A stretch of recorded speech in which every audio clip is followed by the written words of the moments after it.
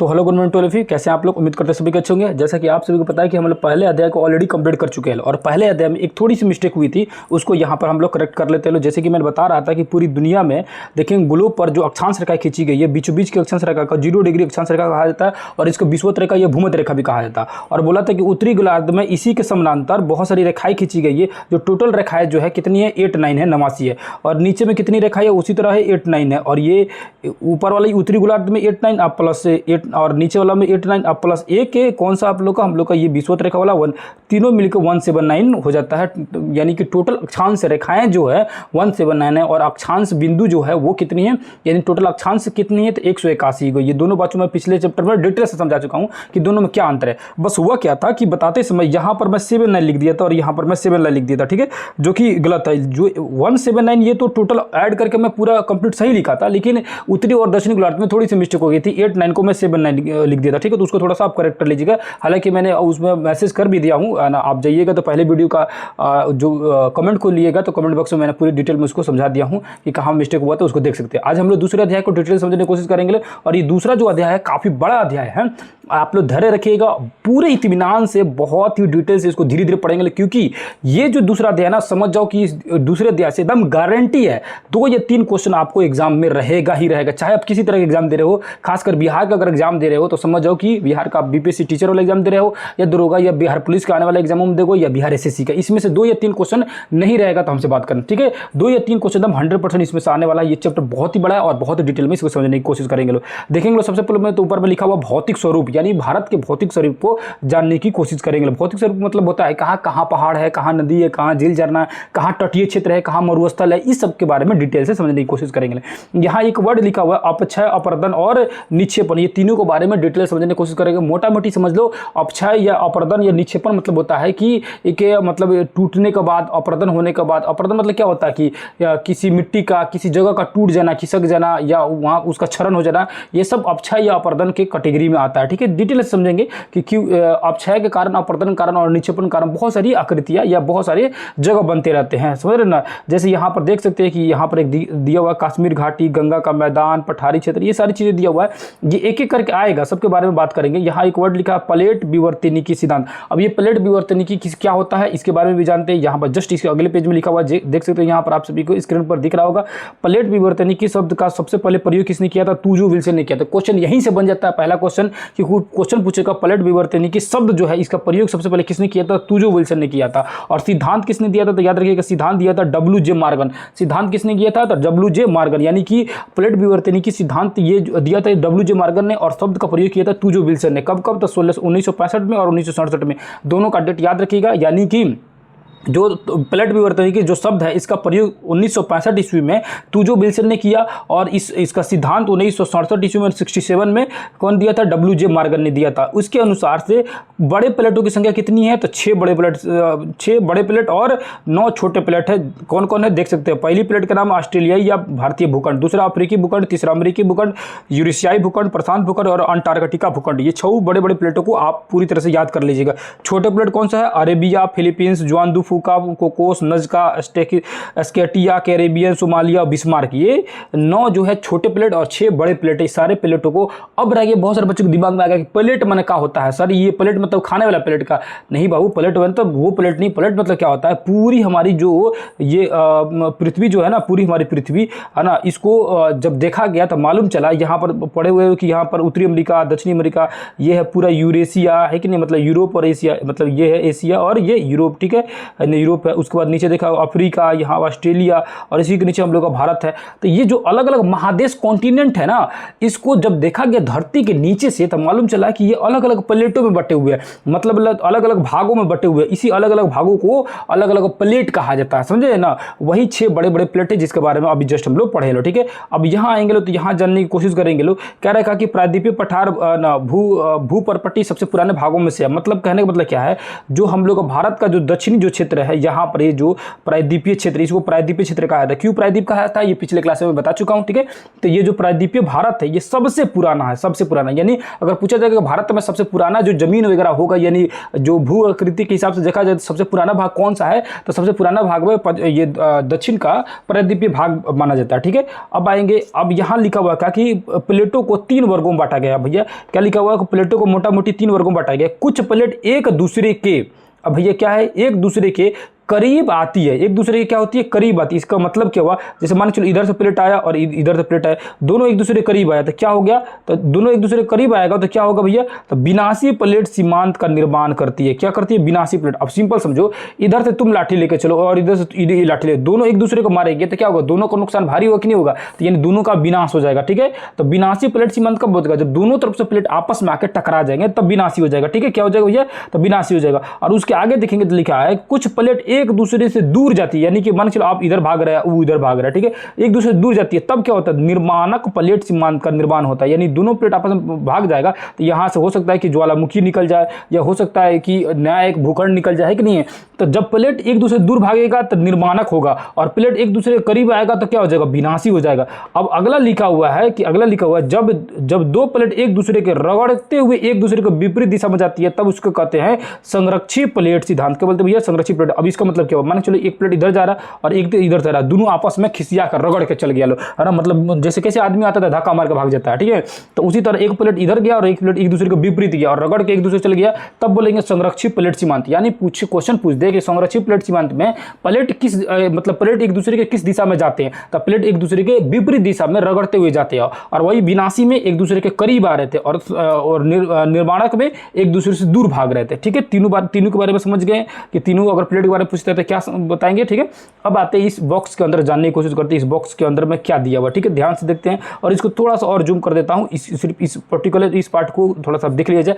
यहाँ जो लिखा हुआ है कि पृथ्वी की उत्पत्ति जो है 5 अरब वर्ष पूर्व हुई थी और पृथ्वी को 4 महाकल्पों में बांटा गया। कौन कौन, तो अजैविक है ना, पूरा जीव जो प्रारंभिक है, उसके बाद मध्य जीव, द्वितीय और न्यूनतम जीव, यानी 4 भागों में। जैसे आपके एज को कैसे बांट दिया जाता है कि बाल अवस्था, युवा अवस्था, प्रौढ़ावस्था और वृद्धावस्था, उसी तरह पृथ्वी के एज को बांटा गया है ना। अजैविक में, उसके बाद से मध्य वाला में, उसके बाद से ये पूरा जैविक मध्य में, और चौथा नूतन एज में बांटा गया। और इसको एक कल्प यानी पीरियड में भी बांटा गया। और उस पीरियड में अगर देखा जाता है तो कैम्ब्रियन जो थी सबसे लंबी अवधि रही। तो क्वेश्चन ये पूछेगा कि सबसे लंबी अवधि कौन से पीरियड रहा, कौन सी काल रहा ये पृथ्वी का, तो कैम्ब्रियन की सबसे लंबी अवधि रही, लगभग जब से पृथ्वी की उत्पत्ति हुई और अभी से 55 करोड़ वर्ष पहले तक इसकी युग चलते रहा था, ठीक है। अब आते हैं नीचे जानने की कोशिश करते हैं, यहाँ पे क्या लिखा हुआ है। यहाँ देखेंगे ये पूरी कहानी को जब पढ़ोगे ना तो बस इतना समझ आएगा कि 20 करोड़ वर्ष पहले जो था ना गोंडवाना लैंड का भाग था पृथ्वी, हमारा भारत जो है ना, यहाँ ध्यान से देखो, ये भारत जो है ना, भारत का जो निचला भाग है ये कभी दक्षिण अफ्रीका का भाग था। क्या था, दक्षिणी अफ्रीका का भाग था। और अफ्रीका का भाग कैसे था, एक मोटा मोटी एक चीज़ बता दे रहा हूँ, इससे क्लियर हो जाएगी आप लोगों को, बहुत सारी चीज़ें डाउट आपको क्लियर हो जाएगी। यहाँ पर देखिए, ध्यान से देखिए, पूरी पृथ्वी जो है ना, पूरी पृथ्वी है ना, पहले शुरुआती समय में 2 भागों में बटा हुआ था। बीच में था एक, उसका नाम था, क्या नाम था, पेंजिया। क्या नाम था भैया, पेंजिया। और चारों तरफ पानी था, उसको बोला जाता था पेंथालासा। क्या बोला जाता था, पेंथालासा। और बाद में ये क्या हुआ, बाद में यही जो है, ये जो बीच वाली जो भाग है, ये बीच वाला भाग क्या हुआ, टूट के 2 भागों में बट गया। यानी बीच वाला भाग टूट के ये ऊपर एक हो गया जमीन और एक नीचे जमीन हो गया, ठीक है। ये 2 भागों में बट गए। कलर इसको थोड़ा सा और चेंज कर देता हूँ कि साफ साफ नहीं दिख रहा, ठीक है ना। आप ब्लैक कलर देख लेता हूँ, ठीक है। तो ये 2 भागों में बट गया, क्या हुआ, ये 2 भागों में बट गया, ठीक है। तो 2 भागों में बट गया। अब इसका नाम पड़ गया अंगारा लैंड और इसका नाम पड़ गया गोंडवाना लैंड। बीच में हो गया तेथिस सागर। बीच में क्या हो गया, तेथिस सागर। तो याद रखिए, पहले एक था जिसका नाम था पेंजिया और चारों तरफ पानी था, उसका नाम था पेंथालासा। बाद में ये टूट गया, 2 प्लेट में बट गया, एक का नाम अंगारा लैंड, दूसरे का नाम गोंडवाना लैंड, बीच में हो गया तेथिस सागर हो गया, ठीक है। अब ये भी बाद में टूट गया। क्या होता है भैया, ये भी बाद में टूटता। अब ये टूट के ये क्या होता है, टूट के, है ना, अब टूट के क्या होता है, ये बढ़ जाता है। जैसे कि मान के चलो, ये अभी जो पृथ्वी था, अब ये अंगारा लैंड गोंडवाना लैंड टूटा तो यहाँ उत्तरी अमेरिका, दक्षिणी अमेरिका, यूरेशिया, उसके बाद अफ्रीका, है ना, ये सब टूट कर हो गया, है ना, सब छितर कर गया। अब ध्यान से देखिएगा तो नीचे जो भाग था, यानी ये दक्षिणी अमेरिका या ये अफ्रीका या ये ऑस्ट्रेलिया और भारत का जो नीचे भाग, ये सब ये गोंडवाना लैंड का भाग था। और ऊपर वाला यानी उत्तरी अमेरिका, यहाँ से यूरोप के बाद एशिया, ये सब किसका भाग था, तो ये सब भाग था ऊपर वाले का भाग किसका, अंगारा लैंड का। तो वही क्वेश्चन है कि हमारी धरती हमारे भारत का जो दक्षिणी भाग है यानी प्रायद्वीपीय जो भारत है, ये किसका भाग है? तो ये भाग है गोंडवाना लैंड का। और ये गोंडवाना लैंड कब आके भारत से मिला था? 20 करोड़ वर्ष पहले। कि कब भैया? तो 20 करोड़ वर्ष पहले, याद रखिएगा, ठीक है। इतना ही बताने की जरूरत है इसमें, और कुछ खास उसमें है नहीं, बाद में बताऊंगा, ठीक है ना। उसके बाद जैसे कैसे यहाँ लिखा गोंडवाना लैंड में भारत, ऑस्ट्रेलिया, अफ्रीका ये सब एक साथ, और दक्षिणी अमेरिका ये सब एक साथ मिले हुए। तभी बताया कि दक्षिणी अमेरिका यहाँ पर है, उसके बाद अफ्रीका हो गया, उसके बाद भारत का भाग हो गया, ऑस्ट्रेलिया हो गया, सब नीचे का भाग था गोंडवाना लैंड का भाग था, ठीक है। अब यहाँ देखेंगे, है ना, यहाँ लिखा हुआ है कि प्लेटों की गति प्रति वर्ष, प्लेट की जो गति होती है प्रति वर्ष देखेंगे तो किस क्षेत्र में प्लेट जो है गति करता है। तो आर्कटिक में 2 पॉइंट यानी 2.5 सेंटीमीटर, कितना? 2.5 सेंटीमीटर, 2.5 सेंटीमीटर। और वही प्रशांत महासागर 5 से 18 सेंटीमीटर घिसक जाता है, ठीक है। तो याद रखिएगा प्रशांत महासागर में प्लेटों की जो गति है तेज है, और वही आपका आर्कटिक में प्लेटों की गति क्या है? धीमी है, ठीक है। अब आगे जानने की कोशिश करते हैं क्या लिखा हुआ है। वही तैतीस सागर का जो कहानी सुनाया वही चीज़ दिया हुआ है। और यहाँ पर देखेंगे तो इस वाले भाग में, है ना, वही चीज जो मैं बताया, पेंजिया था और पेंथलासा था, बाद में अंगारा लैंड, गोंडवाना लैंड में बढ़ गया, तैतीस सागर था। सारी कहानी में आप लोगों को समझा दिया, आशा कर रहा हूं कि समझ पा रहे होंगे, ठीक है। अब आगे यहाँ पर देखेंगे, है ना, ये विशाल मैदान कैसे बना, ये सब चीज के बारे में एक एक करके समझने की कोशिश करेंगे। यहाँ एक चीज दी हुई बहुत इंपॉर्टेंट देखेंगे तो लिखा हुआ अंडमान निकोबार द्वीप समूह निमज्जित उच्च पर्वतीय भूमिकाओं से, और वही लक्षद्वीप जो है प्रवाल निक्षेपों का द्वारा बना हुआ। अब ये क्या होता है? देखो, अंडमान निकोबार द्वीप समूह है ना, जब पढ़ाऊंगा कि हिमालय पर्वत ऐसे आया हुआ ऊपर में, और यही हिमालय पर्वत फिर यहाँ पर अरुणाचल प्रदेश के बाद इसे मुड़ जाता है, मुड़ने के बाद नीचे जाने के बाद यही अंडमान निकोबार के रूप में क्या होता है? नीचे से निकलता है, ठीक है। यानी हिमालय पर्वत गया और फिर वापस आके यहाँ पर डूब गया, और डूबने के बाद फिर ये लक्षद्वीप के रूप, लक्षद्वीप अंडमान निकोबार के रूप में निकल गया, ठीक है। तो ये हिमालय का ही भाग है अंडमान निकोबार, लेकिन लक्षद्वीप जो है ये प्रवाल द्वारा बना हुआ। प्रवाल भित्ति क्या होता है? प्रवाल जो होता है ना, ये एक छोटे छोटे जीव है, और ये मरने के बाद एकदम हार्ड पत्थर की तरह हो जाते हैं, और वही जम के क्या होते हैं? एक द्वीप का निर्माण कर देते हैं, है ना। ढेर सारे जीव मरेगा से तो बड़ा बड़ा जीव बन जाए, उसी को बोलते हैं प्रवाल निक्षेप, ठीक है। सिंपल शॉर्टकट भाषा में समझने के लिए यही समझ रहा है। ये लक्षद्वीप में इसी तरह निर्माण हुआ, ठीक है। अब यहाँ एक चीज लिखा हुआ बहुत इंपॉर्टेंट, इसको देखिएगा तो ये डाटा जो दिया हुआ इसको ऐसे बांट देते हैं, ठीक है। अब इसको बांटने के बाद 11% मान लेते हैं, क्या ये 11% क्या है? पर्वत है, क्या भैया? 11% पर्वत को लिख देते हैं, है ना। ये हो गया 11%, क्या हो गया? पर्वत हो गया, ठीक है, पर्वत हो गया। और कितना है भैया? तो ये 11%। उसके बाद 28% देखते हैं तो क्या है भैया? 28% क्या है? तो पठार है, क्या है भैया? तो पठार है। 28% क्या है? पठार है। उसके बाद पहाड़ कितना है? तो 18% है पहाड़, ठीक है, पहाड़ 18%। बाकी जो 43% वो क्या है? तो मैदानी भाग है। मतलब कह रहा है धरती पर हमारे भारत में अगर देखा जाए तो भारत में अगर पर्वत देखा जाएगा तो कितना है? 11%। पठार देखा जाएगा तो 28%, और पहाड़ देखा जाएगा तो 18%, और मैदानी भाग देखा जाएगा तो 43% भाग है। समझ रहे? पूरी तरह समझ आ गया। पर्वत और पहाड़ में कई बार मैं अंतर बताया हूं कि पहाड़ किसे कहते हैं। जैसे मान के चलो ये भी पहाड़ है और ये भी पर्वत है, एक ही चीज हो गया। और अंतर कैसे करेंगे कि कौन पहाड़ कौन पर्वत, है ना। तो कौन पहाड़ कौन पर्वत कैसे अंतर करेंगे, इसको जानने के लिए मैं बताया था बहुत ही आसान तरीका से कि कोई मान के चलो कि खूब ऊंचा है, कोई फिर छोटा है, कोई बड़ा है। इसी तरह जो जैसे ऊपर जाने के बाद जैसे तिरछा हो गया हो, लेकिन बस अंतर क्या हो कि जो 900 मीटर से ऊंचा हो या लगभग मान के चलो 1 किलोमीटर से ऊंचा होगा तो उसको बोलेंगे पर्वत। क्या होगा? मतलब पहाड़ी खानी हो लेकिन बहुत ऊंचा हो, 1 किलोमीटर से ऊंचा हो तो उसको बोलेंगे पर्वत, और 1 किलोमीटर से छोट होगा तो उसको बोलेंगे पहाड़। बस अंतर यही रहता है और कोई खास अंतर नहीं होता है। मतलब ये पहाड़ हो गया अगर छोटा है तो, और यही जब बड़ा है तो पर्वत बोल दिए, बस इसको अंतर। और पठार किसे बोलते हैं? चाहे बड़ हो चाहे छोट हो, लेकिन ऊपर जाके ऐसे नुकीले ना होके क्या होता है? ऊपर जाके सपाट हो गया, चाहे कितना बड़ा हो चाहे कितना छोटा, उसको बोलेंगे पठार। ऊपर जाके अगर बराबर हो गया तो तीनों में अंतर समझ आ गया है कि नहीं है। अब वही चीज लिखा है कि 300-900 मीटर होता है क्या पहाड़ी और पठारी भाग, वही पर्वतीय भाग 1200 से लेकर 6000 मीटर तक यानी 6 किलोमीटर तक भी ऊंचा रहता है। कोई पर्वत तो 800 मीटर यानी कि 8 किलोमीटर से भी ज्यादा है, जैसे कि माउंट एवरेस्ट 8848 मीटर, जिसके बारे में आगे पढ़ेंगे लोग, ठीक है। आगे आने की कोशिश करते हैं, आगे जाने की कोशिश करते हैं। यहाँ कुछ खास दिया नहीं है, मैंने गार्ज दिया। गार्ज मतलब क्या होता है? गारा, जैसे मान के चलो समुद्र ऐसे रहता है, फिर ऐसे समुद्र में देखेगा तो ऐसे गहरा रहता है, ऐसे ये हो गया गार्ज, समझ रहे ना, है ना। ये सब क्या होता है ना, ट्रेंच होता है, ये गार्ज होता है, ठीक है। या पहाड़ वगैरह क्या होता है? पहाड़ टूट के बीच में एक रास्ता बन जाता है, उसको भी गार्ज बोलते हैं, ठीक है।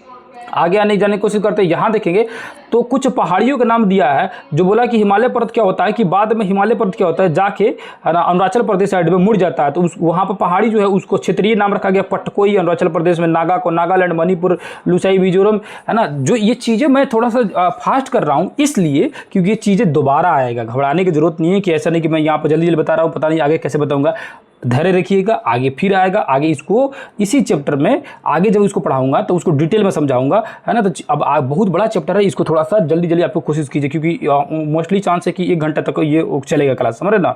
उम्मीद है, देखिए अब कहाँ तक इसको बता हूँ, है ना। आधा घंटा से तो प्लस लग जाएगा समय, क्योंकि लंबा क्लास है, ठीक है। तो यहाँ जो दिया हुआ है अरुणाचल प्रदेश में, बस इतना याद रहेगा ना, पटकोई पहाड़ का है अरुणाचल प्रदेश में, नागा पहाड़ तो नामे से दिख रहा है नागालैंड में, मणिपुर लोसाई मिजोरम के आसपास में पहाड़िया, ठीक है। इसको पूर्वांचल पहाड़िया का भी कहा जाता है।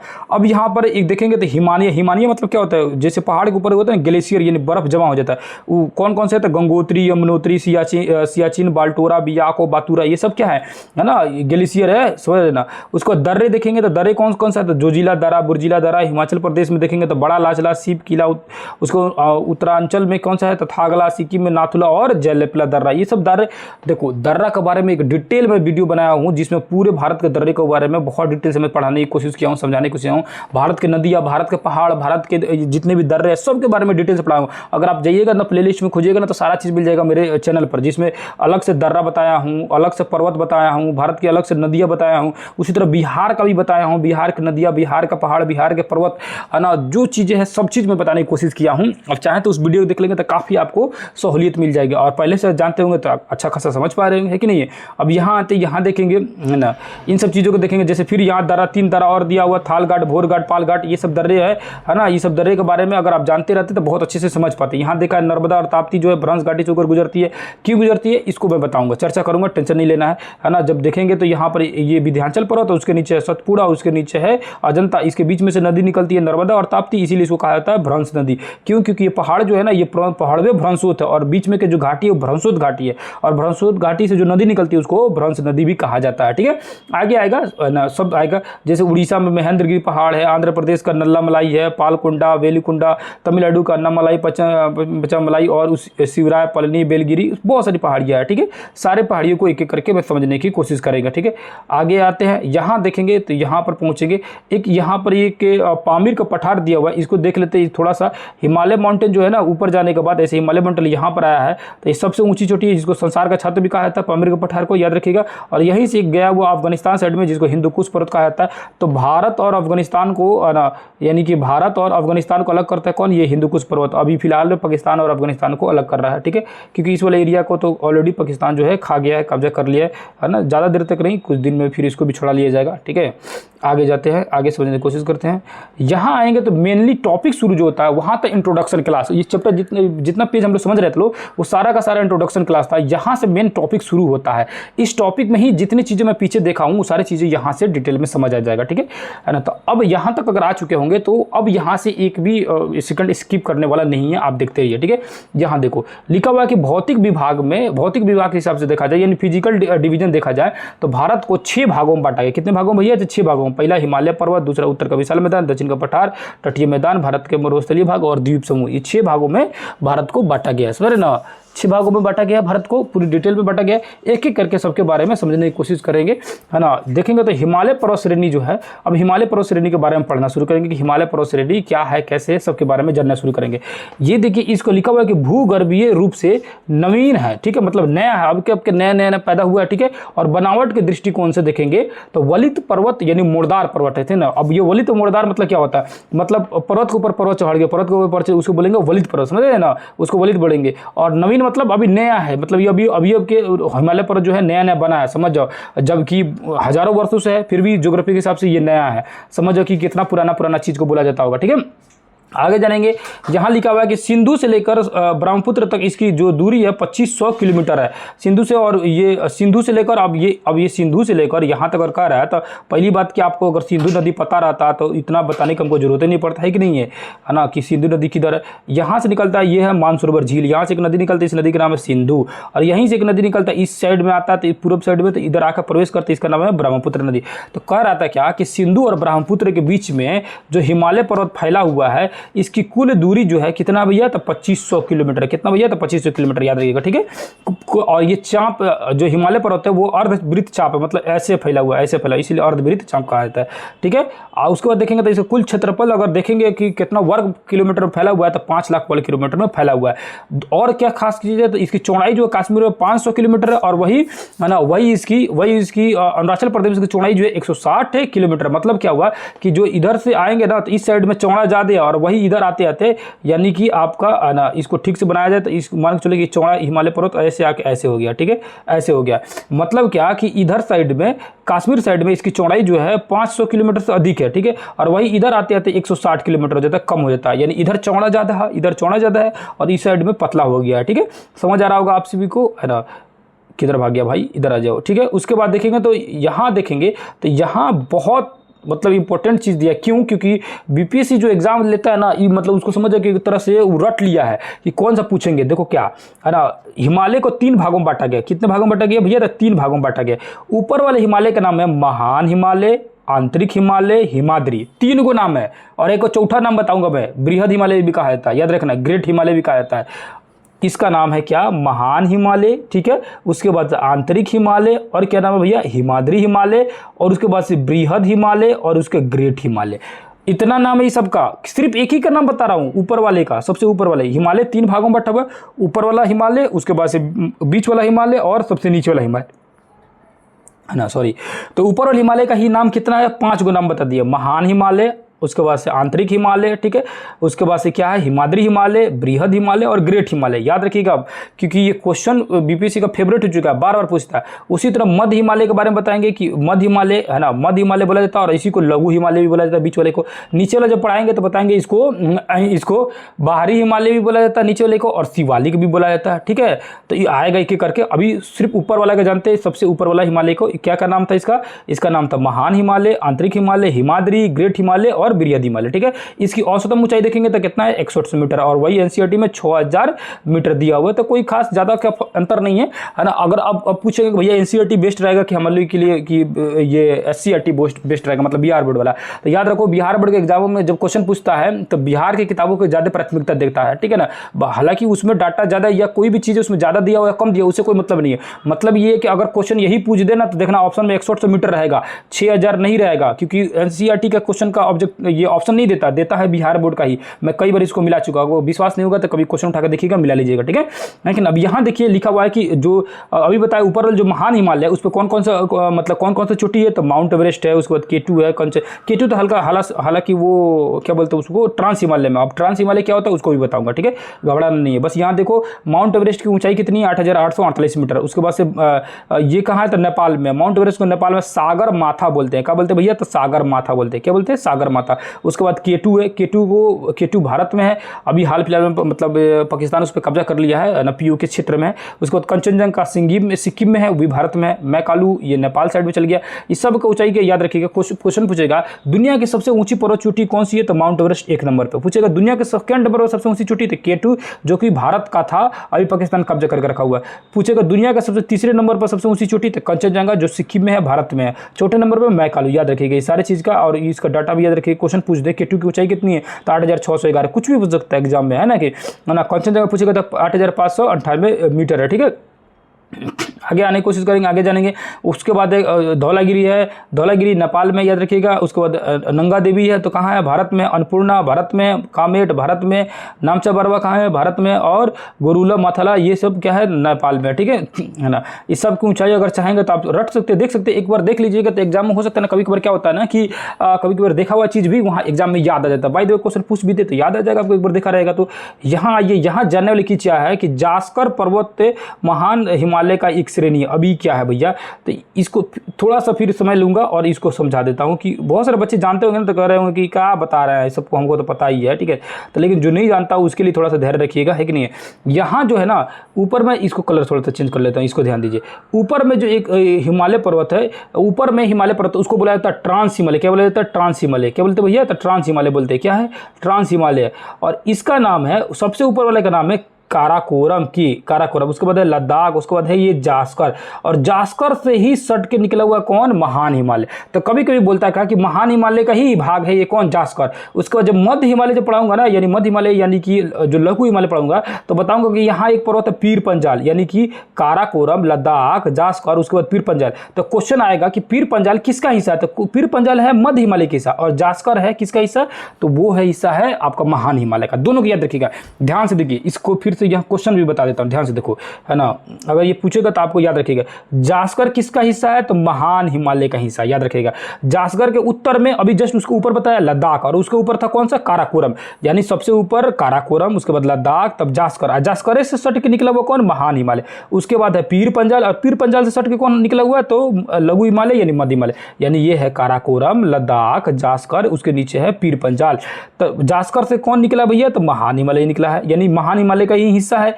बीच में ये टूट गया है, इसीलिए इसका नाम जास्कर रख दिया लोग, मतलब क्षेत्रीय लोग नहीं रख देता है नाम अपने मन से, तो कश्मीर के क्षेत्र में इसका नाम पड़ गया जास्कर। उसी तरह मध्य हिमालय का ही भाग है कौन, ये पीर पंजाल, लेकिन क्षेत्रीय लोग इसका नाम रख दे पीर पंजाल। उसी तरह हिमालय जब जाता है अरुणाचल प्रदेश में, और अरुणाचल प्रदेश में जाने के बाद ऐसे जब मुड़ता है, तो वहां पर कैसे अरुणाचल प्रदेश में उसका नाम रख दिया पटकोई, है कि नहीं, नागालैंड वाला नाम रख दिया नागा, है कि नहीं, मिजोरम वाला नाम रख दिया मिजो। तो हर क्षेत्र में पर्वत का नाम बदलते जाता है, लोग अपने मन से भी नाम रख देते हैं कि नहीं। तो वही चीज बताने की कोशिश कर रहा हूँ कि जास्कर किसका हिस्सा है, तो भैया जास्कर है महान हिमालय का हिस्सा, ठीक है। उसके ऊपर काराकोरम, मतलब लद्दाख के ऊपर काराकोरम, ये सब ट्रांस हिमालय कहलाता है, मतलब ऊपर वाला। और ये अब ये K2 जो है, अभी बताया जस्ट कि संसार का दूसरा सबसे ऊंचा है, जो 8600, इसका अभी K2 का देखो, K2 का नाम दूसरा है, ये नाम दूसरा जितना दिया है उसको छोड़ना नहीं है भैया, क्योंकि वो एग्जाम में एकदम पूछ दिया, जैसे पूछ दिया था पंजाब हिमालय को, मान लो बहुत सारे बच्चों को पता नहीं था, आगे आएगा बताऊंगा, देखना इसी चैप्टर में से क्वेश्चन पूछा हुआ एग्जाम में, ठीक है ना। तो K2 का दूसरा नाम क्या है, गाडविन, बहुत सारे बच्चे जानते हैं, लेकिन गौरी नंदा भी रट लीजिएगा। तो K2, गौरी नंदा, गाडविन, तीन गो नाम हो गया एक ही पहाड़ का, ठीक है। अब आते हैं, ये महान हिमालय पूरी तरह से कंप्लीट हो गया। अब आते हैं लघु हिमालय का जानने की कोशिश करते हैं, यानी बीच वाले का, ऊपर वाला खत्म हो गया, अब बीच वाले का, इसके बारे में जानते हैं, ठीक है। तो लघु हिमालय का नाम है लघु हिमालय और मध्य हिमालय, दो गो नाम हो गया, ठीक है। इसकी ऊंचाई जो है 1800 मीटर से लेकर आइएगा तो 4500 मीटर तक दिया हुआ है। एनसीईआरटी में जाइएगा तो 4000 मीटर तक मिलेगा, है ना। इसकी लगभग औसतम ऊंचाई जो है 3500 से 4000 मीटर तक मान सकते हैं, है ना, 4000 मतलब 4 किलोमीटर तक, ठीक है। इसकी चौड़ाई जो है कितनी है, तो 50 किलोमीटर तक इसकी चौड़ाई है, समझ रहे ना। अब उसके बाद जानेंगे यहाँ पर, तो अभी जस्ट मैंने बोला कि कश्मीर का पीर पंजाल जो है इसी का हिस्सा है, जस्ट मैंने अभी बताया था। और उसके साथ साथ क्या है कि कश्मीर की घाटी, शिमला घाटी, मंसूरी घाटी, नैनीताल, दार्जिलिंग, जहाँ लोग नहीं गर्मी के दिन में खूब जाता है और काट लेता, बर्फ से लेके, है ना, खेलता है लोग फेंक के, है ना। तो वो सब ये सब क्षेत्र किस पे फैला हुआ है, तो वही मध्य हिमालय में ही फैला हुआ है, ठीक है, याद रखिएगा। उसके बाद यहाँ पर सदाबहार वन भी पाए जाते हैं, और कश्मीर के मर्ग पाया जाता है। अब ये देखो क्वेश्चन एक बार एग्जाम पूछा था कि कश्मीर के मर्ग मतलब क्या होता है, मर्ग मतलब होता है घास के मैदान। क्या होता है भैया, तो घास के मैदान, जैसे गुलमर्ग, खिलनमर्ग, सोनमर्ग, याद रखना, गिल, खुल और सोन। तो गुलमर्ग, गुल, खिल, सोन, ठीक है, गुल, खिल, सोन, याद रखिए, गुलमर्ग, खिलनमर्ग और सोनमर्ग, ये तीनों मर्ग जो है इसी पहाड़ के एरिया में जो घास के मैदान है उसको कहा जाता है। किस पहाड़ के तो बात कर रहा हूँ, तो मध्य हिमालय यानी कि, है ना, लघु हिमालय की बात कर रहा हूँ। अब आ जाइए निचली हिमालय, है ना, सबसे नीचे, यानी ऊपर ला जान गए लो बृहद, उसके बाद मध्य, अब आते लो निचला, यानी तीसरे नंबर वाला, इसके बारे में जानते लो, ठीक है। इसका नाम है बाहरी हिमालय, उप हिमालय अथवा शिवालिक, भी तीन गो नाम आ गया, बाहरी, उप हिमालय और शिवालिक, ठीक है, याद रखिएगा। सबसे निचली है हिमालय की सबसे निचली श्रृंखला है, पश्चिम पतवार पठार के क्षेत्र में प्रारंभ और पूर्व की ओर तीस्ता नदी तक ये फैली हुई है, ठीक है। इसकी ऊंचाई अगर देखेंगे तो 900 से लेकर 1500 मीटर है, ठीक है। औसतम मान लेंगे तो 1200 है, ठीक है कि नहीं है। तीनों को ऊंचाई मान में रही है, पहले का था 6100, दूसरा का था लगभग 4500, और तीसरा का जो देख सकते हैं यहाँ पर है लगभग 1200 मीटर इसकी है। और इसकी चौड़ाई 10 से 50 किलोमीटर तक के बीच में, और 50 से ऊपर था किसका, 50 से ऊपर था मध्य का, और 450 तक 500 तक था किसका, बृहद का, ठीक है। अब यहाँ पर देखो इंपॉर्टेंट क्या है, दून घाटी और द्वार घाटी, जैसे देहरादून, कोटली दून, पाटली दून, बुढ़वान, कांगड़ा घाटी, अलीपुर, द्वार, ये सब द्वार और दून ये क्षेत्र मिलता है कहाँ पर, शिवालिक में, निचली हिमालय में, उप हिमालय में, ठीक है, याद रखिएगा। और वही जो मर्ग था, यानी गुलन मर्ग था, खिलन मर्ग था, सोन मर्ग था, वो सब क्या मिल रहा था, तो मध्य हिमालय मिल रहा था, दोनों को इधर याद रखिएगा। अब आ गया यहाँ पर बिहार का क्वेश्चन, क्या भैया, तो बिहार का पश्चिमी चंपारण में एक पहाड़ है जिसका नाम है सोमेश्वर की पहाड़ी, उसकी ऊंचाई है 856, है ना, वर्ग किलोमीटर में फैला हुआ है। ठीक है, तो ये जो पहाड़ी जो है सोमेश्वर की पहाड़ी बिहार के, याद रखिएगा, पश्चिमी चंपारण जिला में है। क्वेश्चन इसी तरह पूछ देते हैं, सोमेश्वर पहाड़ी बिहार के किस क्षेत्र में, तो पश्चिमी चंपारण जिला में। और क्वेश्चन पूछे किसका हिस्सा है, तो इसका हिस्सा है भैया शिवालिक का। किसका भैया, तो शिवालिक का, क्योंकि शिवालिक सबसे नीचे, उसको शिवालिक है सबसे नीचे, और उसी के पास में हम लोग का सोमेश्वर पहाड़ी जो बिहार में, उसके बाद बिहार यहाँ से शुरू हो जाता है पश्चिमी चंपारण जिला से। अब कोई बच्चा से को पश्चिमी चंपारण जिला नहीं पता होगा तो लानत वाली बात है, तब आप एग्जाम की तैयारी करना छोड़ दीजिए। यहाँ हम लोग का पश्चिमी चंपारण जिला याद रखिएगा। पूरे 38 जिला को बहुत डिटेल में समझाने की कोशिश किया हूँ, अगर आप नहीं पढ़े होंगे तो समझिए कि कोई काम करना लायक नहीं है लो आप लोग। ठीक है, सॉरी ना, अब यहाँ देखिए लिखा हूँ VVI। ठीक है ना, बहुत इंपॉर्टेंट है, क्योंकि एग्जाम में तो एक क्वेश्चन एगो पूछ लिया है, हो सकता है अगला क्वेश्चन पूछ दे। ई का है, तो अभी हम लोग पढ़े लो कि हिमालय के 3 भागों में बटे लो कि मध्य, ये बृहद हिमालय, मध्य हिमालय, उसके बाद से ये शिवालिक, तीनों पढ़े लो। लेकिन एगो पगला वैज्ञानिक आया, वो पगला वैज्ञानिक कहा कि ना केक ऊपर से ऐसे थोड़े, तो ऊपर ऐसे ऊपर काट लेते हो और फिर उसके बाद बीच में काटते हो, ऐसे थोड़े, ऐसे काटते हो केक, ऐसे काटते हो केक, ऐसे केक करते हो कि नहीं करते हो, तो कहा कि ऐसे काट के पढ़ते हैं। तो लोग बोला कि रे भाई तो काटे कैसे, तो कह रहा कटा हुआ ऑलरेडी है, हम काटेंगे नहीं। तो लोग का कटा हुआ है कि नहीं कटा हुआ है, तो कह रहा देखिए यहाँ एक नदी निकलता है, इस नदी का नाम है सिंधु, क्या नाम है, उसके बाद ये नदी जो है सतलज, क्या नाम है भैया, सतलज, और इस नदी का नाम है क्या भैया, इस नदी का नाम है काली, क्या नाम भैया, काली, और इस नदी का नाम है क्या, तो तीस्ता, और इस नदी का नाम है क्या भैया, तो इस नदी का नाम है दिहांग। तो कहा कि अब इसमें बीच में बांट दीजिए, नदी काट दिया है ऑलरेडी हिमालय पर्वत को। तो लोग का ले भाई सही बोला रे, कहा नदी काट दिया, देखा लो। तो अब बोला लो कि अब एक नाम बताओ कि केकरा हिस्सा का केक है, मतलब कि इस बीच के जो हिमालय पर्वत काटे हो तो इसका नाम कौन रखे हो। तो कहा कि एक आसपास में कौन जगह दिख रहा है, तो कहा लो कि पंजाब दिख रहा है। तो कहा नाम रख देकर पंजाब हिमालय, तो पंजाब। फिर कोई बोला ना कश्मीरो था एक बगल में, तो कहा ठीक है कश्मीरो नाम रख दे। तो पंजाब हिमालय और कश्मीर हिमालय बोलते इसके और इसके बीच में के, यानी इसके बीच में क्या नाम रख दिया इसका, पंजाब हिमालय और कश्मीर हिमालय, नाम बदल गया। ठीक है, याद रखिए। अब आइए सतलज नदी और काली नदी के बीच में, तो सतलज और काली के बीच में देखा लो कि भैया इसका कौन नाम रखा जाए, तो कहा लो कि हिमाचल प्रदेश तंजु का सटल है, तो कहा नाम रखे इसके हिमाचल हिमालय, हिमाचल हिमालय रखा लो। तो कोई बोले ना कुमायूं क्षेत्र है यहाँ पर, तो कहा लो ठीक है कुमायूं नाम रख दे। तो हिमाचल और कुमायूं किसका नाम रखा गया, बीच वाले का, किसका, सतलज और काली के बीच में। अब काली और तीस्ता के बीच में बोला इसका कौन नाम रखा जाए, तो कहा देख तो कोची इसमें, तो देखा लो नेपाल देश, तो इसी में पूरी तरह से नेपाल देश इसी के बीच में, तो कहा रख नाम नेपाल हिमालय, तो रख दिया लो नेपाल हिमालय। ठीक है, यानी काली और तीस्ता के बीच में कौन सा हिमालय है, तो नेपाल हिमालय। और तीस्ता और दिहांग के बीच में देखा तो कौन सा है, असम था। असम माने जो क्षेत्र था काफी उसका मतलब किसी के नाम पर रखना ही था, तो असम हिमालय नाम रख दिया गया। ठीक है, समझ रहे ना। अब यहाँ यही चीज यहाँ पर ये चीज समझाने की कोशिश किया, जो चीज अभी मैं बताया, जैसे केक की तरह कटाया था, अब इसको केक की तरह काट के हम लोग खाते हैं लो। ठीक है, मतलब पढ़ते हैं लो। देखो यहाँ पर इसके बीच में किसके सिंधु और सतलज के बीच में है ना, सिंधु और सतलज के बीच में क्या था, है ना, जैसे सिंधु और सतलज के बीच में क्या था, देखो सिंधु और सतलज के बीच में है पंजाब और कश्मीर हिमालय, क्योंकि पंजाब होता उस एरिया में, कश्मीर होता तो नाम रख दिया ले। और सतलज और काली के बीच में क्या था भैया, तो हिमाचल और कुमायूं हिमालय। ठीक है, उसके बाद से काली और तीस्ता के बीच में क्या था, तो भैया तो काली और तीस्ता के बीच में नेपाल हिमालय, जस्ट पढ़ लो। तीस्ता और दिहांग के बीच में क्या था भैया, तो असम हिमालय, है कि नहीं है। ये चीज़ें आप लोगों को एकदम रट लेना है ना, बढ़िया से, है कि नहीं है। और इसको 2 बार 3 बार देख लेना, एग्जाम में क्वेश्चन पूछता है। अब आते हैं लोग पूर्वांचल पहाड़ियाँ, जस्ट अभी पढ़े लोग पूर्वांचल पहाड़ी जो हिमालय पर दे रहा है और इधर अरुणाचल प्रदेश की तरफ घुमा, तो इसका नाम पड़ गया, है ना, इस एरिया का जो पहाड़ था इसका नाम पड़ गया पूर्वांचल पहाड़ियाँ। ठीक है, पूर्वांचल पहाड़ियाँ, जैसे अरुणाचल प्रदेश में पटकोई, उसके बाद नागा, उसके बाद से मिजो, ये सब क्या है, पूर्वांचल पहाड़ियाँ है। ठीक है, अब ये हो गया हम लोग को एक टॉपिक खत्म हुआ, मात्र उत्तर का विशाल मैदान, समझ रहे ना, सॉरी उत्तर का विशाल पर्वतमाला, समझ रहे ना। अब विशाल मैदान बाकी है, बाकी सारे बाकी है। अब समझो आधा घंटा में ये इतना मतलब कंप्लीट हुआ। ये चैप्टर बहुत जबरदस्त है, कहिएगा तो इसको वीडियो को छोड़कर अगला भी बना सकता हूँ, लेकिन भले आपको देखने का मन नहीं करेगा तो फिर बाद में आकर देखिएगा, लेकिन इसको देख लीजिएगा, बहुत इंपॉर्टेंट है, मैं बोल रहा हूँ बहुत इंपॉर्टेंट। ठीक है, तो इसको कंटिन्यू रखा जाएगा, भागूंगा नहीं, टेंशन नहीं लीजिए, है ना, पूरा कंप्लीट बना कर जाया जाएगा।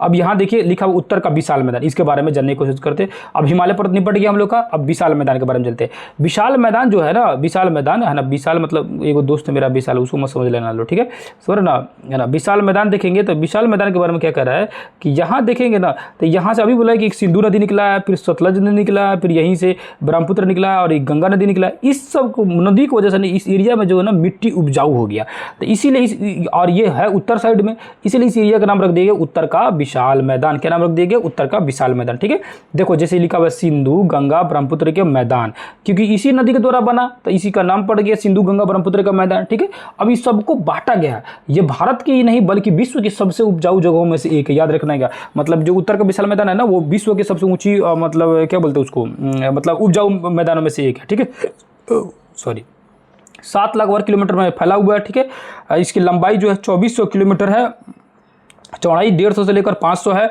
जैसे हिमालय था उसी तरह से हम तो इसकी भी चौड़ाई है। हिमालय कितना था? 160 से 500 वो भी था, है ना। उसके बाद से और 2400 किलोमीटर वो भी कितना था? 2500 किलोमीटर था, आसपास में, उसी के आसपास में है। ठीक है, समझेंगे ना। उसके बाद देखेंगे तो अब एक एक करके सबके बारे में समझने की कोशिश करेंगे। जैसे लिखा हुआ इस विशाल मैदान के मोटे तौर पर 4 भागों में बांटा गया, 4 उपभाग में बांटा गया। कौन कौन भैया? तो सिंधु और उसकी सहायक नदी जो बना ना, उसका नाम रख दिया गया पंजाब या पश्चिमी मैदान या पंजाब का मैदान।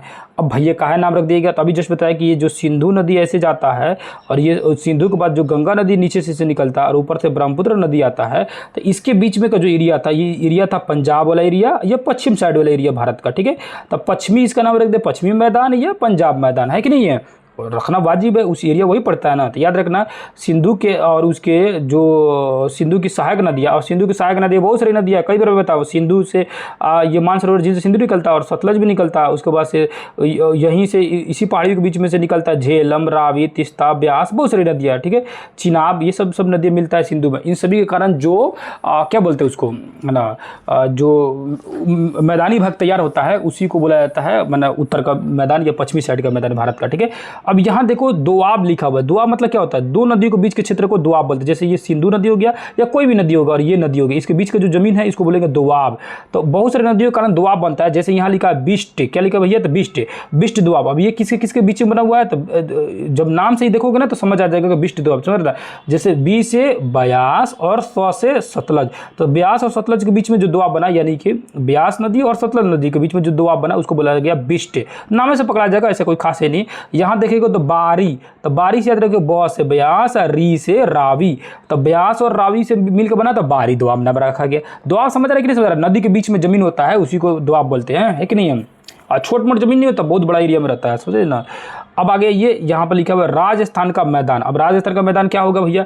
तो वही जो पश्चिमी भाग का मैदान जो अभी जस्ट अभी बताया है लोग, उसको 2 भागों में बांट दिया। एक तो पश्चिमी भाग का जो मैदान था उसको इधर कर दिया राजस्थान का मैदान और इधर कर दिया मतलब पंजाब का मैदान। ठीक है ना। अब उसी राजस्थान के मैदान में देखेंगे तो राजस्थान के मैदान में के बारे में जानने की कुछ कोशिश करेंगे तो वह छोटे छोटे कुछ पहाड़ियाँ जिसको टोर कहते हैं, और एक नदी है जिसके नाम है लूनी नदी। और याद रखना राजस्थान में सबसे बड़ी नदी यही है, और ये नदी जो है ना बारिश के ऊपर डिपेंड करता है, मतलब इस पर उतना पानी वानी रहता भी नहीं है। ठीक है, यहाँ पर क्या बोलते हैं उसको, झील है, सांभर है, डेगाना है, डिडवाना है, कुचापन है, ये सब खारे पानी का झील है। क्वेश्चन पूछबो करता है सबसे ज्यादा खारे पानी का झील कौन सा है? तो सांभर झील है जो कि राजस्थान में, और सबसे बड़ा पूछता तो चिल्का हो जाता है उड़ीसा में। ठीक है, अब आइए यहाँ पर मध्यवर्ती गंगा का मैदान। ऊपर समझ गए लोग, एक तो समझ गए, आ गया वो सिंधु वाला, सिंधु गंगा मैदान का जिसका नाम था पंजाब मैदान या राजस्थान का मैदान या पश्चिमी मैदानों कहा गया। अब ये मध्यवर्ती यानी गंगा का मैदान का नाम आ गया। ठीक है, अब इसको जानते हैं तो गंगा के मैदान को भी 3 भागों में बांटा गया, ऊपरी गंगा का मैदान, बीच वाली गंगा का मैदान और निचली गंगा का मैदान। ठीक है, तीनों के बारे में एक एक करके समझने की कोशिश करते हैं। ऊपरी गंगा का मैदान के अंतर्गत कौन आता है? तो दिल्ली और इलाहाबाद। क्वेश्चन पूछ दे ऊपरी गंगा का मैदान के अंतर्गत कौन सा क्षेत्र आता है? तो दिल्ली और इलाहाबाद। और वही क्वेश्चन पूछ दे कि मध्य यानी बीच वाली गंगा मैदान में कौन आता है? तो इलाहाबाद से लेकर फरक्का। फरक्का कहाँ है? तो बांग्लादेश में है। ठीक है, बांग्लादेश बोल रहे हैं, पश्चिम बंगाल में। ठीक है, तो फरक्का तक ये जो का मध्यवर्ती मैदान है। ठीक है, निचली गंगा के मैदान में कौन कौन एरिया आ जाता है? तो गंगा का डेल्टाइज प्रदेश आ जाता है, जिसे पश्चिम बंगाल वगैरह राज्य के कुछ भाग आ जाते हैं। ठीक है, समझ आ गया। तीनों का नाम याद रखिएगा, तीनों के कौन क्षेत्र। क्वेश्चन हमको लग रहा है कि ये पूछेगा ऊपरी गंगा का मैदान में निम्न में से कौन क्षेत्र आता है? दिल्ली से लेकर इलाहाबाद का क्षेत्र आता है। ठीक है ना। आगे आने की कोशिश करते हैं, लिखा हुआ है कि बिहार की शोक नदी किससे कहते हैं भैया? तो कोसी कहते हैं। काहे कहते हैं शोक नदी? तो ये जब आता है तो बाढ़ भयानक लगता है, ससुरा पगला है, कभी केनहू से आता है। जैसे मान के चलिए कोसी नदी, तो इसका रास्ता कौन ठीक है ना, कभी हेना चल जाएगा, कभी हेना चल जाएगा, कभी हेना चल जाएगा, पगलाइल रहता है। फिर अगले चला जाता है, कभी इधर चल जाएगा, कभी इधर चल जाएगा। तो इसीलिए इसको कहते हैं शोक नदी। कोसी निकलता कहाँ से? तो सप्त कोसी की एक नेपाल में जगह है, और एरिया जो है एरिया का नाम है हनुमानगढ़ नेपाल का, वहीं से निकलता है ये कोसी नदी। ठीक है, आगे आ जाइए। प्रतिवर्ष बाढ़ लाता है, बाढ़ लाने के कारण छाड़न झील, दलदल, चौवर, चानन ये सब बन जाता है। अभी चेंवर नाम सुना है ना? चेंवर नहीं सुना है लो? अरे मतलब जैसे क्या होता है कि नदी का पानी ढेर हो गया, नदी का पानी खूब बढ़ गया, तब पनिया निकल के पूरा खेत में पसर जाता है, और खेत में पसरल रहता है, चारों तरफ पानी पानी पानी फैल रहता है, उसी को बोलते हैं चौंर बोलते हैं लोग। और क्या होता है, वही दलदल हो जाता है, छाड़न झील हो जाता है, बहुत सारा उसका नाम हो जाता है। ठीक है, आगे जाइए। निम्न क्षेत्र को जल्ला और टाल भी कहा जाता है, और उसका नाम एक और भी है, जल्ला और टाल भी है। टाल बोलते लोग, कहाँ पता है? पटना साइड में बोलते लोग। वही जब गंगा नदी का पानी जब निकल के मैंने गंगा नदी है और निकल के चारों तरफ फैल जाता है गंगा नदी का पानी, है ना, तो ये जो क्षेत्र है ना उसको टाल क्षेत्र बोलते हैं लोग। अब जब फिर पानी सूख जाता है तो मिट्टी हो जाता है, वहाँ का उपजाऊ, वहाँ पर खेती वगैरह खूब होता है। ये पटना जब जाइएगा तो देखते होंगे नदी किनारे देखना हो खूब केला का वृक्ष, केला का मतलब पौधा मिलेगा ना, यही सब वाटरमेलन जो होता है, लालमी उलमी ककड़ी जिसको बोलते हैं तरबूज अरबूज, अपना भोजपुरिया भाषा में क्या बोलते हैं? लालमी। बहुत सारे बच्चे जनता को वो सब बहुत देखने के लिए मिलता है कि नहीं है। अब ये समझ गए, एक तो सिंधु का समझ गए, गंगा का समझ गए, अब आते हैं ब्रह्मपुत्र के बाद। देखो टॉपिक बड़ा है ना, थोड़ा सा इसको पढ़ा जाए ना तो काफ़ी समय लगेगा। ठीक है, ब्रह्मपुत्र का मैदान कहेंगे। ठीक है, ब्रह्मपुत्र का मैदान या पूर्वी मैदान, इसको क्या भैया? तो सदिया के उत्तर, सदिया कहाँ है? तो असम साइड में है। सदिया के उत्तर पूर्व से होकर धुबरी तक ये फैला हुआ है, उसी क्षेत्र का बात कर रहा है, क्योंकि ब्रह्मपुत्र नदी उसी साइड में यानी पूर्वोत्तर भारत में इस एरिया में घूमता है। तो उसी एरिया का जो मैदानी भाग है यानी सदिया से लेकर धुबरी तक, ये किस कारण से बना है? तो पूछे क्वेश्चन कि सदिया से लेकर धुबरी तक का जो मैदानी भाग है वो किस नदी के दिन है? तो किस नदी के दिन है? तो ब्रह्मपुत्र नदी के दिन है। ठीक है, अब आज यहाँ पर ये लिखा हुआ भाबर। ठीक है, देखो खादर और बांगर अलग होता है, ये भावर अलग है। भावर क्या होता है क्या ना कि जैसे मान के चलो ये पहाड़ है। ठीक है, अब पहाड़ क्या होता है? पहाड़ के यहाँ पर पत्थर टूट के जमा हो गया। क्या हो गया भैया? पत्थर टूट के जमा हो गया। क्या हो गया? पत्थर टूट के जमा हो गया। जब ये पानी इसे आता है तो इसी में फंस जाता है और आपको दिखेगा नहीं, और ये छोटा मोटा थोड़ी एरिया रहता है, बहुत दूर एरिया में फैला रहता है, और अचानक के ना उस से पानी से निकलते रहता है। आपको लग रहा है पनिया कहाँ से आता है? एक बार हम ये ले गए थे बच्चे सब घुमाने के लिए, है ना, पहाड़ी क्षेत्र में, है ना, तो बच्चा सब कर रहा था कि आप जो पहाड़ में देखते हो जगह जगह कहीं कहीं से पानी निकलता रहता है, कर रहा था सर पानी इसमें से कैसे निकल रहा है, मतलब पहाड़ में पानी कहाँ से आ गया? तो अरे तो उसी समय लोग समझा रहे थे कि पगला सब इसी को तो मैं पढ़ाता हूँ, किसी को कहा था भाबर। क्या बोलते हैं? भाबर। कहा है कि पहाड़ में से पानी आकर अंदर फंस गया, और तुम लोग का ये उबड़ खबड़ नहीं दिख रहा है क्योंकि उसके बीच बीच में माटी फंस गया, और हम लोग खूब दौड़ रहे हैं, चढ़ रहे लो, है ना, पता नहीं चल रहा है कि नीचे उबड़ खबड़ था और इसी में पानी आकर घुस गया, और घुस के अन्य पानी घूम रहा है, कहीं ना कहीं से तो निकल भी करेगा, कहीं ना कहीं से तो कोशिश कर भी करेगा निकलने का। जो जहाँ से निकलने की कोशिश करेगा तो आपको लगेगा कि, है ना, जैसे मान के चलो इसके अंदर इसे पानी आया, पानी घुस गया और इसी में से खोज रहा रास्ते के से, अब निकल गया इधर से, तो कहेगा सर ले भाई पानी निकल रहा है, पानी निकलता, कहेगा पनिया कहाँ से आ गया सर? इसमें पूछ रहा था, तो वही समझा रहे थे कि भावर उसी को बोलते हैं, यानी कि क्या होता है पहाड़ टूट के यहाँ जमा हो गया, छोटे छोटे टुकड़ा में जमा हो गया। ठीक है, और उसके ऊपर मिट्टी उट्टी जमा हो गया, आपको लग रहा है कि बराबर, लेकिन नीचे उबड़ खबड़ इसके अंदर पानी घुस रहा है, पानी घुस के और फिर वही पानी यहाँ से निकलेगा, कहीं बहुत सारे जगहों से निकल सकते, जहाँ उसको जो मिले वहाँ से निकलेगा। और ना देखते हो पहाड़ी क्षेत्र में जहाँ तहाँ से पानी निकलते रहता है, वो सब क्या है? भावर क्षेत्र है, समझ ना, भावर क्षेत्र है, समझ ना। अब वही आप तराई क्षेत्र किसको बोलते हैं? तराई क्षेत्र बोलते हैं जो पहाड़ी इलाका का जो नीचे वाला भाग होता है ना, उसको बोलते हैं तराई क्षेत्र। किसको बोलते हैं तराई क्षेत्र? आओ बताते हैं। जैसे ये पहाड़ी क्षेत्र हो गया, और ये जो नीचे वाला है ना इसका एरिया, तो इसको बोलते हैं तराई क्षेत्र, क्योंकि हमेशा ही पनिया से तराई रहता है, समझ ना, मतलब पानी यहाँ पड़ रहता है, इसलिए तराई क्षेत्र बोलते हैं। अब यहाँ देखो आगे बांगर और खादर, इसको मैं बोल रहा था, बांगर और खादर किसको बोलते हैं बताओ? है बांगर बोलते हैं, जैसे मान के चलो कि नदी आया तो क्या ऑपरेशन माटी खूब कछार के लेके आया और यहाँ माटी गिरा दिया, अब चल गया, अगला साल फिर आया, फिर यहाँ माटी गिरा दिया, तो हर साल बार आएगा तो बोलेंगे खादर। अब मान चलो यहाँ नदी आया, यहाँ मिट्टी गिरा दिया, अगला बार नदी है ना भाग गया, ले अब चले गए दूसरे ओरी, अब यहाँ तो नया माटी मिला नहीं, अब चल गया नदी इधर ओरी, है ना, अगला साल फिर आया, फिर चल गया इधर ओरी, फिर नहीं मिला यहाँ पर, फिर बाकी रह गया। तो मतलब कहने का मतलब क्या है कि नदी द्वारा यहाँ मिट्टी कभी लाया गया था, है ना, और नई मिट्टी लाया गया था, लेकिन अब उतना आता नहीं है, तो उसको बोलते हैं बांगर। यानी और ये दोनों जो है ना किसका भाई है? तो जलोढ़ का भाई है सब, दोनों जलोढ़ का भाई है सब, समझ रहे? तो जलोढ़ की पुरानी मिट्टी को बोलते हैं बांगर, और नयका मिट्टी यानी हर साल नया होता है तो खादर, यानी जलोढ़ का ही दोनों भाग है, नया रहता है तो खादर और पुराना हो जाता है तो बांगर बोलते हैं। ठीक है, समझ आ गया दोनों बात। अब आइए दक्षिण का पठारी भाग आते हैं, देखो, है ना, दक्षिण का पठारी भाग समझते हैं, है ना, बाप रे बाप, है ना, बैठे बैठे हमरे पीठ दर्द कर गया। ठीक है, दक्षिण का पठारी भाग देखते हैं, ठीक है ना। अब दक्षिण का पठारी भाग में समझने की कोशिश करते हैं। अब ये दक्षिण का पठार भाग क्या है? तो भैया तो दक्षिण सबसे पहले तो भारत का ये दक्षिणी भाग हो गया, और यहाँ पठार बहुत सारा पठार है, उसको जानते हैं। पठार अभी बता दिया कि ऊंचा रहे चाहे छोटा रहे, उससे मतलब नहीं, ऊपर जाकर बराबर हो जाएगा, उस पठार कहलाएगा। ठीक है ना। यहाँ लिखा है इसकी औसत ऊंचाई 600 से लेकर 900 मीटर है ना। तो 900 मीटर हो, 900 बड़ा भी हो तो भी कोई अंतर नहीं पड़ता है। यहाँ एक चीज लिखा है, पठार जो है दो भागों में बांटा गया, वो मध्य उच्च भूमि और दक्कन का पठार। ले यह क्वेश्चन ये भी पूछा हुआ था बीपीएससी के एग्जाम में, अब की वाला जो क्या बोलते हैं उसको, मतलब कैंसिल जो हो गया, ठीक है ना। आप लोग जो कैंसिल जो एग्जाम दिए थे उसको कैंसिल हो, उसमें पूछा हुआ था ये मध्य उच्च भूमि वाला, यहीं से पूछा हुआ था क्वेश्चन। मैं बोल रहा हूँ ना, इस चैप्टर से 2 या 3 क्वेश्चन एकदम 100% एग्जाम में आएगा तो आएगा। आप धैर्य रखिए, पूरा देखते रहिए, देखिए क्वेश्चन एकदम लड़ेगा। देखिए मध्य उच्च भूमि में देखिए क्या क्या था, ठीक है। यहाँ देखो लिखा हुआ है कि मध्य उच्च भूमि का अधिकतर भाग मालवा का पठार कहलाता है। क्वेश्चन ने पूछा था कि निम्न में से कौन सा मध्य उच्च भूमि का क्षेत्र कहलाता है, शायद ऐसी क्वेश्चन था। तो ऑप्शन में था यही मालवा का पठार या मध्य प्रदेश वाला एरिया होता है, ठीक है। अब ये पूरब, अब यही यह पठारी भाग पूरब में महादेव श्रृंखला और उत्तर पश्चिम में अरावली और मध्य क्षेत्र में क्या बोलते हैं इसको, विंध्य श्रृंखला कहा जाता है। अब ये डायरेक्शन अगर दिमाग में होगा ना तो आप लोग को पता चल रहा होगा किधर की बात कर रहा है। पूरब साइड हो गया, इस साइड में, ठीक है ना, ये पूरब साइड हो गया। और उत्तर पश्चिम कर रहा है, इधर कोना साइड में कर रहा है, इधर अरावली पर्वत है। और मध्य कर रहा है यानी बीच में कर रहा है, तो मध्य वाला में विंध्याचल पर्वत, ठीक है। और इस साइड में है कर रहा है, पूरब साइड में महादेव श्रृंखला और ऊपर में कर रहा है अरावली पर्वत, यहाँ अरावली पर्वत है। इसके बीच का जो पठारी भाग है ना, उस पठारी भाग का कर रहा है कौन सा, मध्य उच्च भूमि कहा जाता है या मालवा का पठार कहा जाता है, ठीक है। आगे आते हैं। और इसके पश्चिम साइड में राजस्थान का मरुस्थली भाग है, ठीक है, जहाँ चंबल नदी, सींध, बेतवा नदी, केन आना ये सब है। तो याद रखिएगा ये सब राजस्थान का नदी है, चंबल, सींध, बेतवा, केन, ये सब उसी क्षेत्र की नदी है। उसके बाद लिखा है कि इसके दक्षिण पश्चिम भाग की उत्तर पूर्व की ओर है, और यह भाग पश्चिम में चौड़ा और पूरब में क्या है, संकीर्ण है। जो ये भाग क्या है, पश्चिम साइड में है ना चौड़ा है, और वही पूरब साइड में जाते जाते पतला हो गया, जैसे हिमालय पर्वत का था उसी तरह, ठीक है ना। उसके बाद देखेंगे तो इसके पूर्वी विस्तार को स्थानीय रूप से, इसका पूर्वी यानी इस साइड का पूर्वी विस्तार को, जो इधर का था मालवा पठार, और इसके पूर्वी विस्तार को क्या बोलते हैं, बुंदेलखंड और बघेलखंड बोलते हैं। याद रखना पूरा एरिया था मालवा का पठार, है ना, और इसका स्थानीय नाम भी है बुंदेलखंड और बघेलखंड, ठीक है, याद रखिएगा, ठीक है।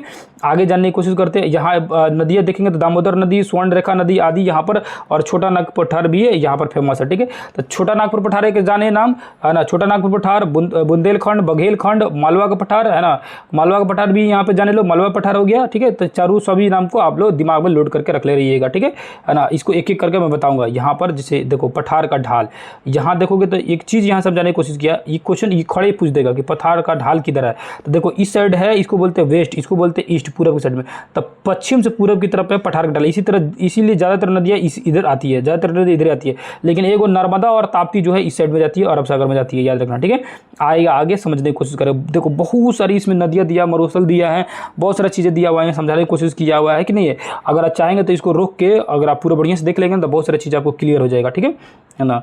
या एक नंबर बिन नंबर लिखा हुआ है, जैसे यहाँ लिखा हुआ है देखो थाल घाट, भोर घाट, 1 नंबर कहाँ है, यहाँ थाल घाट है, यहाँ भोर घाट है। 3 नंबर क्या लिखा है, पाल घाट, तो देखो यहाँ मिल जाएगा पाल घाट हम लोग का, ठीक है ना, देख सकते हो नीचे में है ये पाल घाट 3 नंबर। उसके बाद 4 नंबर का रहा है कौन सा, सेनकोटा, तो सेनकोटा 4 नंबर यहाँ हो जाएगा, सेनकोटा केरला साइड में हो जाएगा। देखो अगर जगह आपको याद रहता है तो बहुत सारी चीज़ आप आसानी से समझ पा रहे, ठीक है। यहाँ देख सकते हो अगर क्वेश्चन पूछ 3 नंबर लिखा है पाल घाट, तो पाल घाट के पास में कौन सी पहाड़ी है, नीलगिरी की पहाड़ी, देख रहे हो नीलगिरी की पहाड़ी लिखा है। तो क्वेश्चन पूछेगा कि पाल घाट जो है किस पहाड़ी के अंतर्गत, मतलब एक तो पाल घाट दर्रा, मतलब क्या होता है, पहाड़ के बीच के रास्ता को दर्रा बोलते हैं कि नहीं, जैसे पहाड़ है बीच में से रास्ता बन के जाने का तो दर्रा बोलते हैं। तो क्वेश्चन पूछ देगा कि पाल घाट जो है कि मतलब किस पहाड़ी के बीच में है, तो नीलगिरी पहाड़ी के पास में है, ठीक है ना। अब यहाँ देखो एक चीज़ लिखा हुआ है मलाबार तट, यहाँ देखो मलाबार तट लिखा हुआ है, क्या लिखा हुआ है, मलाबार तट, बहुत इंपॉर्टेंट है ये। देखो इसको रुक जाओ 5 मिनट समय दो, इसको और समझा देता हूँ, समय लगेगा ज़्यादा लगेगा भले, लेकिन पूरा कॉन्सेप्ट को समझिए, आधा अधूरा नहीं छोड़िए, ठीक है ना। आइए समझाते, इसको भी समझा देता हूँ। देखो यहाँ पर ना, यहाँ लिखा हुआ है, देखो यहाँ लिखा हुआ कोंकण तट, ठीक है, यहाँ से यहाँ तक के तट का क्या नाम लिखा है, कोंकण तट, क्या लिखा भैया, तो कोंकण तट, ठीक है। उसके बाद नीचे आओगे तो नीचे लिखा हुआ है, देखो यहाँ से है ना, यहाँ देखोगे तो लिखा हुआ है मलाबार तट, क्या लिखा हुआ है, मलाबार तट, जो केरला का जो तट है उसको बोलते हैं मलाबार तट। और इस साइड में आओगे तो कोरोमंडल, देखो यहाँ पर लिखा है ये कोरोमंडल, तमिलनाडु साइड में कोरोमंडल तट कहा जाता है, ठीक है, क्या बोलते हैं भैया, तो कोरोमंडल तट कहा जाता है। और इधर नहीं दिया हुआ है, इसको उत्कल या उत्तरी सरकार भी कहा जाता है, उत्कल या उत्तरी सरकार तट भी कहा जाता है, याद रखना, ठीक है ना। आ गया जी। अब इसको और इसमें जानने की कोशिश करते हैं क्या क्या चीज़ें हैं, आगे देखते हैं, ठीक है।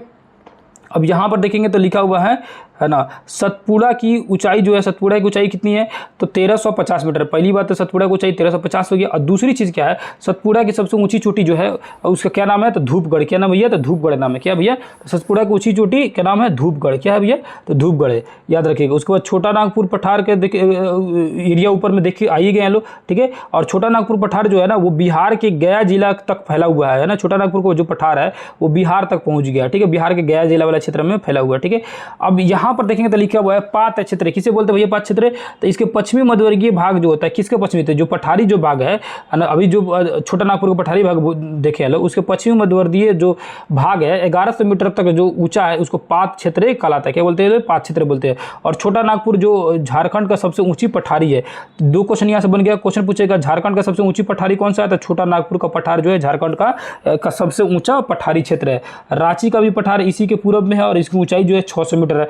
तीसरा पठार सबसे निचले पठार जिसका नाम है हजारीबाग का हजारीबाग स्टेशन भी है ये झारखंड साइड में, तो हजारीबाग पठार कहा जाता है। ठीक है, यही पे एक पहाड़ है जिसका नाम है पारसनाथ की पहाड़ी, और यही पारसनाथ की पहाड़ी पर जो क्या बोलते हैं उसको 23वें जैन धर्म के गुरु थे जिनका नाम था पारसनाथ, वहीं पर उनको ज्ञान मिला था। ठीक है, उन्हीं के नाम पर तो पहाड़ के नाम पड़ गया पारसनाथ की पहाड़ी। इसकी ऊंचाई है 1365 मीटर, याद रखना। ठीक है, आगे जानते हैं अरावली पर्वत। अरावली पर्वत जो है हम लोग के क्या है उस साइड में ना, जो कौन सा साइड है ये राजस्थान वाला साइड में, इधर पहाड़ी अरावली पर्वत। अरावली पर्वत जो है ना भारत की नहीं पूरी दुनिया के सबसे पुरानी पर्वतों में से एक है। और इसी अरावली पर्वत जो थोड़े से पहुंच गया कहाँ तक, दिल्ली तक पहुंच गया। दिल्ली में इसको रायसेना की पहाड़ी बोलते हैं। क्या बोलते हैं भैया? तो दिल्ली में पहाड़ी है जिसको रायसेना की पहाड़ी बोलते हैं। कहाँ लिखा है? नहीं लिखा है ना, कोई दिक्कत नहीं, आप याद रखिए दिल्ली में रायसेन की पहाड़ी बोलते हैं, जो किसका हिस्सा है? अरावली का ही हिस्सा है। ठीक है, आगे आते हैं, यहाँ पर लिखा हुआ है ना कि यहाँ पर देखेंगे तो लिखा हुआ कि सबसे ऊंची चोटी माउंट आबू गिरी शिखर है। किसकी? तो अरावली की। अरावली की सबसे ऊंची चोटी का नाम क्या है? तो याद रखिएगा माउंट आबू की, जो माउंट आबू बोलो या गुरु शिखर बोलो, जिसकी ऊंचाई कितनी है? तो 1722 मीटर है। ठीक है, याद रखना। ठीक है, आगे आते हैं, अब देखते हैं दक्कन का पठार, यानी नीचे वाला क्षेत्र का पठार। ऊपर वाला जान के मलवा का पठार जान के, अब आते हैं दक्कन के पठार के बारे में देते हैं, जो महाराष्ट्र वगैरह क्षेत्रों में ज्यादा फैला हुआ है। देखें दक्कन का पठार देखेंगे तो कहा है मध्य प्रदेश, महाराष्ट्र का अधिकांश भाग, पश्चिमी आंध्र प्रदेश, कर्नाटक, तमिलनाडु वाले राज्यों में इसका फैलाव है। ठीक है ना, दक्कन के पठार वाले में देखेंगे तो यहाँ एक पहाड़ आके मिलता है। यहाँ देखो ये पहाड़ जो होता है, इसको एक बार थोड़ा सा और फिगर से समझने की कोशिश करते हैं। देखो यहाँ पर ये पहाड़ जो इसको बोलते हैं पश्चिमी घाट, इसको बोलते हैं पूर्वी घाट, दोनों आके मिलता है। जहाँ पर वो पहाड़ी है नीलगिरी की पहाड़ी, और नीलगिरी की पहाड़ी की सबसे ऊंचा जो चोटी है उसका नाम है दोदा बेटा। क्या नाम भैया? देखो यहाँ पर लिखा हुआ है दोदा बेटा। ठीक है, दोदा बेटा है। ठीक है, और वहीं पर पहाड़ी है जिसका नाम है अन्नाई, उसके नीचे पहाड़ी है अन्नाई मुड़ी, और उस अन्नाई मुड़ी की पहाड़ी की सबसे ऊंची पर्वत जो है अन्नामलाई पहाड़ी है। कौन सी पहाड़ी है? फिर से इसको देखते हैं, देखने के समझे, क्योंकि ये चीज़ें गड़बड़ हो जाएगा तो दिक्कत हो जाएगा। यहाँ है पश्चिमी घाट और ये है पूर्वी घाट, दोनों आकर मिलता है नीलगिरी की पहाड़ी, और इसकी ऊंची चोटी है, क्या नाम है अभी बताएं, क्या? दोदा बेटा। और उसके नीचे एक पहाड़ी, उसका पहाड़ी का नाम है अन्नामलाई की पहाड़ी, और अन्नामलाई की पहाड़ी की सबसे ऊंची चोटी है कौन से? अन्नाई मुड़ी। कौन सी भैया? अन्नाई मुड़ी। क्वेश्चन कभी कोई पूछता है दक्षिण भारत की सबसे ऊंची चोटी कौन सी है, तो याद रखना ये अन्नाई मुड़ी है। ठीक है, सबसे ऊंची पर्वत शिखर 2695 है। ठीक है, अब आगे आते हैं, आगे जानने की कोशिश करते हैं। अब तटीय मैदान के बारे में जानते हैं। ठीक है, तटीय मैदान के बारे में जानते हैं कि तटीय मैदान कौन कौन चीजें दी है। तो तटीय मैदान, पहली बात कि तट के किसे कहते हैं? देखो समुद्र किनारे वाला जो क्षेत्र होता है ना उसको तट बोलते हैं। ये वाला तट भाग हो गया, ये समुद्र का तट भाग हो गया। ठीक है, तो तटीय मैदान के बारे में जानते हैं कि ना कौन कौन सा तटीय मैदान है। और केमोरिन के बारे में मैं बता चुका हूं आप लोग को, है ना, जो निचला भाग होता है उसको बोलते हैं केमोरिन, है ना, जैसे हम लोग का कन्याकुमारी केमोरिन है के पर, और उसी तरह बहुत सारे केमोरिन होता है। ठीक है, प्रादीपीय भाग का ही छोटा वाला भाग को केमोरिन बोलते हैं। यहाँ लिखा है एक वर्ड लैगून। लैगून क्या होता है? जैसे ये जो हम लोग मान के चलो कि जो भारत है ना ऐसे फैला हुआ है, एक्चुअली में ऐसे ना फैल कर मान के चलो ये ऐसे आया, फिर ऐसे आ गया, ऐसे आ गया, ऐसे क्षेत्र बना हुआ है, ऐसे है, फिर उसके बाद से ऐसे आ गया, फिर ऐसे, मतलब टेढ़ा मेढ़ा। तो यहाँ क्या होता है ना, कभी कभी ऐसे जमीन ये सट गया, और सटने के बाद यहाँ समुद्र का पानी यहाँ पर जमा हो गया, जिससे झील की तरफ बन गया, तो उसको बोलते हैं लैगून झील। ठीक है, तो उस तरह जो मतलब तटीय क्षेत्र होता है वहाँ पर झील बहुत सारा बनता है, लैगून झील बहुत सारा बनता है। ठीक है, वहीं पर एक बंदरगाह है जिसका नाम है मैंगलोर बंदरगाह, उसके बाद कोच्चि बंदरगाह है, काफ़ी फेमस बंदरगाह। ठीक है, उसके बाद ये सौराष्ट्र वाला जो क्षेत्र है वहाँ का जो एरिया उसको बोलते हैं लोग कोक्कड़ क्षेत्र। उसके बाद केरल वाला जो एरिया है अभी जस्ट बताया है उसको क्या बोलते हैं लोग? मलाबार तटीय क्षेत्र बोलते हैं। ठीक है, अब आते हैं, यहाँ लिखा हुआ कि पूर्वी तटीय भाग पश्चिमी तटीय भाग की अपेक्षा क्या है? अधिक चौड़ा। इसका मतलब क्या हुआ, है ना, जो पूर्वी तटीय भाग है यानी इधर जो है ना ये तटीय भाग पतला और इधर थोड़ा सा चौड़ा जाती है। ठीक है, इसे याद रखिएगा। ठीक है, अब आगे आने जानने की कोशिश करते हैं। इधर पूर्वी क्षेत्र में है गोलकोंडा तट है, उसके बाद कोरोमंडल क्षेत्र है जो जस्ट ऊपर मैं बताया हूँ अभी। लेकिन अब आइए मरुस्थलीय क्षेत्र को जानने की कोशिश करते हैं कि मरुस्थलीय क्षेत्र कौन है।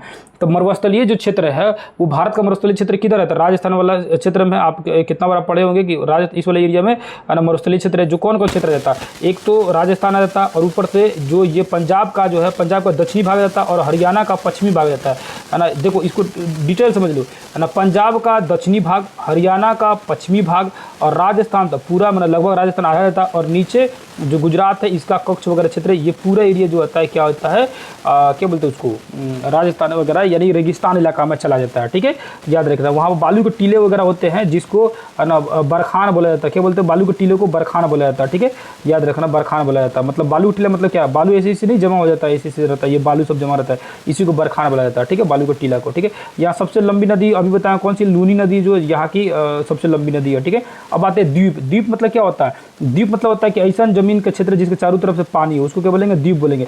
क्वेश्चन पूछा था एक बार कि नदी द्वारा बनी द्वीप जो है, सबसे बड़ी नदी द्वीप क्या है, तो माजुली। किस नदी द्वारा बनाया, तो ब्रह्मपुत्र नदी द्वारा। कहाँ बनाया, तो असम में बना हुआ है। ठीक है, ये क्वेश्चन आप लोग जानते होंगे।